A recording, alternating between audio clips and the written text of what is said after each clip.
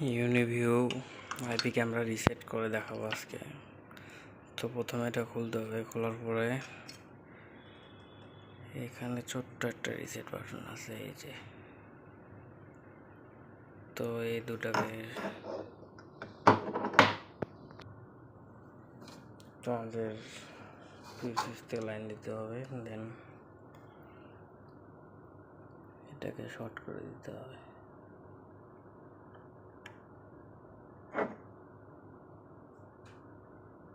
পাঁচ থেকে 10 সেকেন্ড থাকলে রিসেট হয়ে যাবে এটা।